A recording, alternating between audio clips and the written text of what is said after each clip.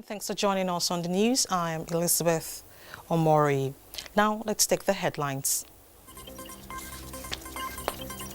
Stakeholders brainstorm on ways to combat all forms of insecurity across the country.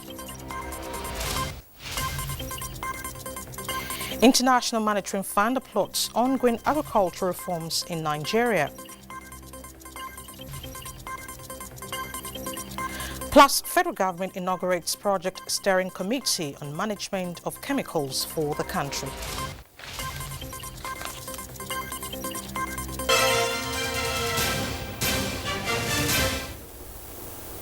Thank you so much for staying with us. Now let's begin with security. The federal government and frontline states of Katsina, Zamfara, Sokoto and Kaduna states say they are ready to fight banditry with renewed vigor and determination.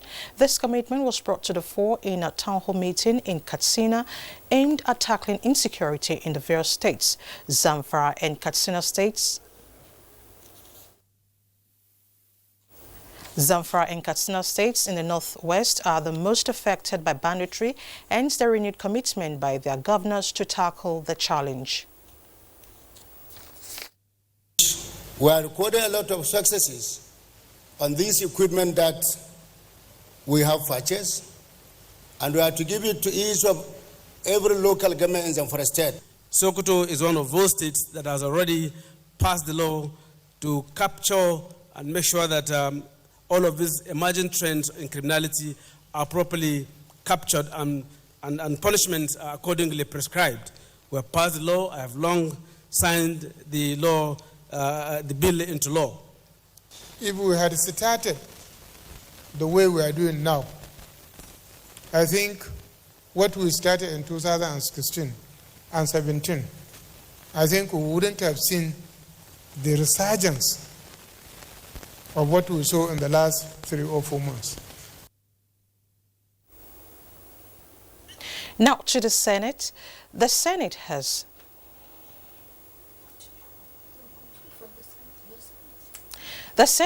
received executive requirement of critical arms, ammunition and equipments for the armed forces. Be assured, this is not just a talk shop. It's all the contributions, all the suggestions will be brought before the Federal Executive Council and the affected ministries, departments and agencies will take this. Now to the Senate. The Senate has received executive communication from President Muhammad Buhari requesting legislative approval of 10.069 billion naira to Kogi State. The letter explained that a refund was part of National Assembly's resolution for the federal government to settle inherited debts and contractual agreement with states. Meanwhile, Senate has passed a Deep Offshore and Inland Basin Production Sharing Contract Amendment Bill, which seeks to introduce a new fiscal regime that will ensure that Nigeria's share is adjusted to reflect current realities, thereby increasing its share. The legislators urged the federal government to declare state of emergency on federal roads and inject more funds into the sector. It also mandated its committees on petroleum upstream and other related committees to investigate alleged non-remittance of 5% user charge on pump price of petrol accruable to the Federal Road Maintenance Agency.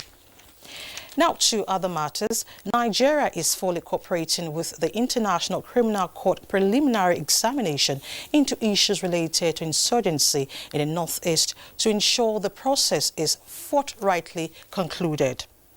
The Vice President said this when he received a delegation from the International Criminal Court ICC, led by its prosecutor.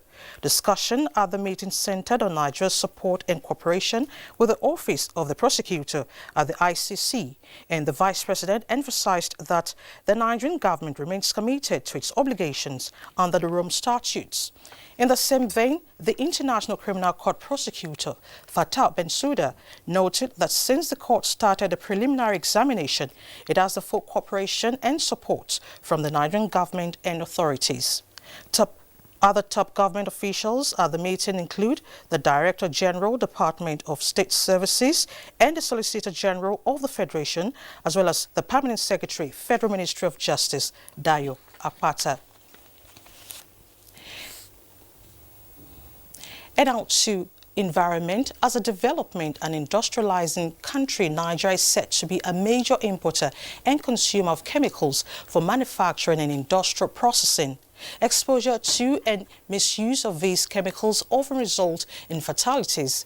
Hence, the inauguration of a project steering committee on sound management of chemicals by the Ministry of Environment. Onenge Fineface has details. Manufacturing and industrial processing are said to be activities that utilize chemicals and produce toxic byproducts and wastes. These are said to have adverse effects on humans and the environment. In recognition of the importance of sound management of chemicals, Nigeria became signatory to various chemical-related multilateral environmental agreements. Consequently, the country is pursuing legal and institutional infrastructure to achieve better management of chemicals usage. That I formally inaugurate the Project Steering Committee for the UNEP Special Program for the good of our people and the environment. You are hereby inaugurated. The program provides support to developing countries and countries with economies in transition to strengthen and enhance their institutional capacity for chemicals and waste management with the view approach to international chemicals management at the national level. The committee comprises representatives from the Ministries of Environment, Health, Agriculture, Trade and Investment, Finance and Labour, with support from the United Nations. The interest of Nigerians, not to selected individuals or groups. A statement by its spokesman, Dr. Akodo Festus, says as soon as the Presidential Election Appeal Panel to adjudicate on the appeal of the PDP and its candidate is constituted, it shall be made public. It acknowledges the falsehood being peddled by the coalition of united political parties, emphasizing that the organization is not an alternative Supreme Court of Nigeria. The statement condemns in strong terms the drama exhibited by the coalition of united political parties on pending appeal before the Supreme Court. It warns that a sensitive issue like presidential election appeal should not be trivialized and reminds the meddlesome interlopers of the independence of the judiciary as an arm of government. Now, Nigerians are rapidly embracing the recent advances in the financial sector to address its attendant legal challenges. A workshop was organized in Abuja for judges in the country. Olabode Arewa reports. Statistics from the Central Bank of Nigeria put the current level of financial inclusion in the country at 63%, as more people use technological tools for transactions. Judges and bankers in the country converge on Abuja to examine the legal hurdles hampering the effective use of innovation in banking. The question which we cannot evade, however, remains whether our banking laws are relevant in light of the recent trends and developments in the banking sector, or is there any urgent need for law reform? This development will require, more than ever before, a robust, well-prepared, futuristic, competent, efficient, and legal regulatory environment to withstand the possible challenges without necessary stifling creativity and innovation. The Chief Justice of Nigeria, Justice Tanko Muhammad, says that while the current regulatory instruments on banking could address some of the identified legal loopholes, judges must take stronger actions against financial infractions. The speedy resolution of financial dispute is an economic development catalyst, as investors and other financial institutions will remain confident that their investment are safe. Regulatory frameworks for financial technology, data protection, cybersecurity, and consumer protection are some of the issues for discussion at the 3-day workshop. In Abuja, Olabode Arewa, NTA News. Still on economic matters, global growth is projected to pick up to 3.4% in 2020 from 3% in 2019, following projected recovery in our group of emerging economies. Lia Kachung Babatunde reports that the International Monetary Fund also applauded ongoing agricultural reforms, but advised that Nigeria works on lifting per capita growth to achieve government's desire to lift millions out of poverty. The last 3 quarters of 2018 saw a sharp slowdown in growth. Tensions between the US and China, financial market sentiments and weak manufacturing activity are the heart of the decision by the IMF to lower forecast for the first half of 2019. Growth is expected to moderate in 2020 and beyond for a group of systemic economies comprising the United States, Euro area, China and Japan, which together accounts for close to half of global GDP. The fund's chief economist, Gita Gopinath, says to rejuvenate growth, policymakers should unwind the trade barriers and reduce geopolitical tensions. Monetary policy should remain accommodative, but it has to align with fiscal policies. If growth were to deteriorate more severely, an internationally coordinated fiscal response tailored to country-specific circumstances may be required. While monetary easing has supported growth, it is essential that effective macroprudential regulation be deployed today to prevent mispricing of risk and excessive buildup of financial vulnerabilities. For sustainable growth, it is important that countries undertake structural reforms to boost productivity, improve resilience, and lower inequality. Drawing from the Article 4 consultation report of the IMF's visiting team to Nigeria and the African Continental Free Trade Area Agreement, the fund is optimistic purposeful diversification is key to changing the status of many Nigerians. From strong agricultural production early in the year, but growth is not high enough to lift the per capita growth into positive territory, as Vita said. So for some time now, we've been emphasizing the need for a comprehensive package to lift growth. One element of that will have to be stronger non-oil revenue mobilization. Nigeria has one of the lowest rates of revenue in the world, which was hit hard by the drop in oil prices. That is essential for the country to be able to spend more on priorities such as social safety and infrastructure.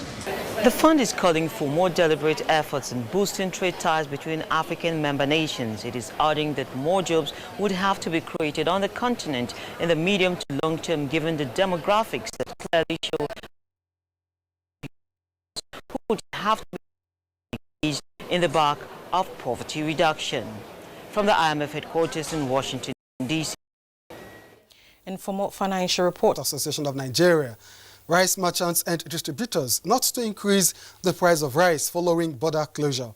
MFLA said borders were closed to promote the growth of Nigerian economy and to ensure that the country attains food self-sufficiency in rice value chain for the benefit and well-being of citizens. Imported rice, it disclosed, contains harmful chemicals used for preservation. The CBN governor also dissuaded rice millers and distributors against holding the produce to induce rice price increase, which would only bring hardship to Nigerians. Chairman Rice Millers Association of Nigeria, Peter Dama, assured the CBN governor of the support of the association for the federal government's action on border closure, which will stimulate improved production of rice and discourage smuggling and dependence on imported food. Meanwhile, the International Monetary Fund, IMF, has advocated the implementation of the African Continental Free Trade Agreement among African countries with a view to deepen trade growth and regional integration. Chimobi Walter Nnaji in Washington, D.C. reports that this was during the World Economic Outlook for 2019, which is projected to pick up slightly amidst the trade tensions between the United States and China, as well as the sharp decline in foreign direct investments globally. That's it on the segment. I'm Onengiye Fineface. Thank you so much, Fineface. You're watching the news on ANC International. More reports ahead when we return after the break. Stay with us. Hey, you! And are you how they talk to? I sabi you now. It's in your mind, Abi. The person with them go help us. And you know if you carry glass for this one.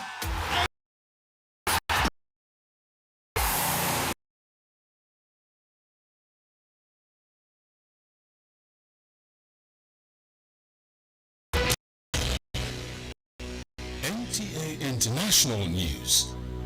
Africa as it is. Glad to know you're still there. To commemorate 60 years of WNTV, now NTA Ibadan, it is important to set history straight while the legends and their remarkable dates are documented for posterity.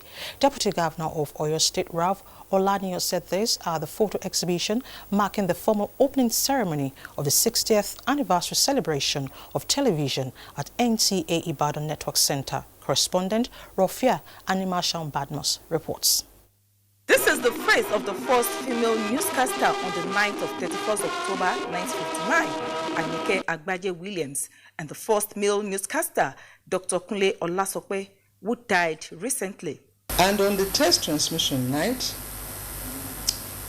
yes, it was this same studio, come on air, and welcome to Africa's first television station. The 68th anniversary celebration of WNTV kicked off with photo exhibition of visionary leaders, pioneer management, and members of staff who served at the first television station in Africa. What is fine on those days? Go and look at the picture. So the world is moving. NTA is moving. NTA do not allow itself to be left behind. NTA is equally more technology. Television started in Africa, in this place where we are today, 60 years ago, and that is what we are celebrating. It is a great thing. Retired and serving staff of NTA Ibadan, newsmen and well-wishers present at the occasion reminisced the existence of television in Nigeria and indeed Africa, with the aim of informing the populace on how it all began and how television is faring today. Yes, we have to increase professionalism, and that can only be done when we are able to spend more money on training, and when there are training institutions where we can train people. As part of activities marking the occasion, the colloquium holds on Tuesday 15th, while the grand finale is billed for 31st October in Ibadan, Oyo State.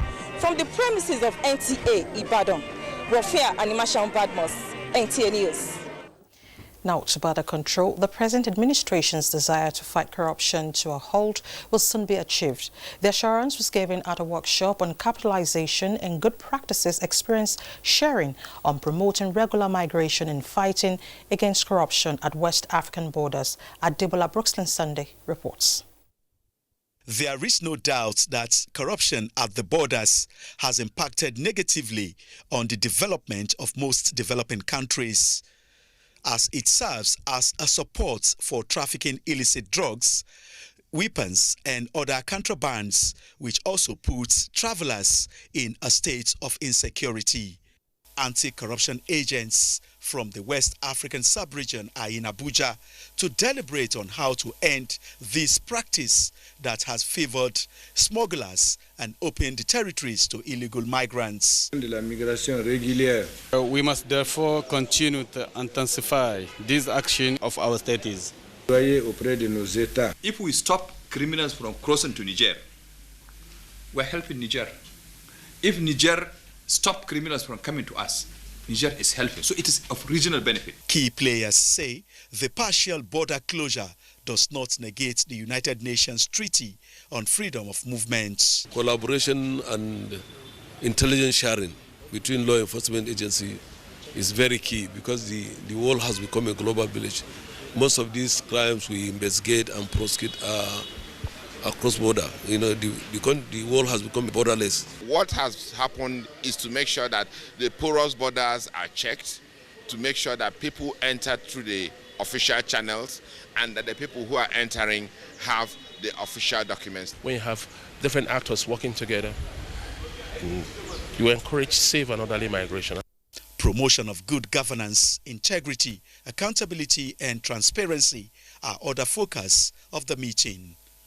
Adebola Brooksland Sunday, NTA News.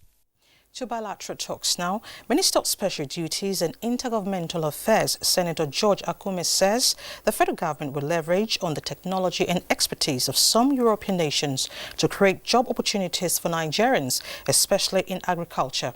The minister stated this when he received the Polish and Slovakian ambassadors to Nigeria in Abuja. Mitairi Ikmen reports. One of the core mandates of the Ministry of Special Duties and Intergovernmental Affairs is to coordinate strategies and explore opportunities for creating jobs for millions of Nigerians, especially the youth, who make up the bulk of the population. These form the basis of ongoing consultations between the ministry and some envoys to explore areas of mutual benefits and cooperation. When you look at this huge country with a population of over 200 million people, and that is why government is diversifying. You know, there is so much we can learn from you in the area of agriculture. The ambassadors of Poland and Slovakia said their governments are ready to expand bilateral ties with Nigeria. The specific areas that we would like to cooperate with Nigeria are the defense sector, agriculture, education, innovative technologies, including ones that contribute to the protection of the environment. The concept of European Union to help to create new jobs in Nigeria. And this is the philosophy of European Union towards African country. In particular, Nigeria hopes to domesticate the expertise of Poland in the manufacturing of tractors to boost mechanized farming in the country. In Abuja, Mitairi Ikben, NTA News. And for news trending in other parts of the globe, here is Joyce Ometu. Many thanks for joining me on this segment of the news. Uganda is set to immunize more than 18 million children against measles and rubella. This amount represents 43% of the country's population. A statement by the World Health Organization says Uganda has experienced measles outbreak across numerous districts in the past 3 years. The 5-day mass immunization campaign funded by the government of Uganda, the World Health Organization, and other donor agencies intends to tackle these public health challenges. Meanwhile, polls have opened across Mozambique for presidential, parliamentary, and provincial elections as seen as a test of a recent peace deal between the ruling party and the armed opposition. Nearly 13 million voters are registered in the Southern African nation, though observers warn that insecurity might keep some from voting. In another development, the United States has imposed sanctions on Turkish ministries and senior government officials in response to the country's military offensive in northern Syria. Vice President Mike Pence said President Donald Trump phoned his Turkish counterpart Recep Tayyip Erdogan to demand an immediate truce. Pence said he will travel to the region as quickly as possible. And that ends this segment of the news. Thanks for staying. I am Joyce Ometu. Thank you, Joyce. Now to sports. 2019-2020 Nigeria Professional Football League season set to kick off November 3. Details with Kene Imagudike on sports.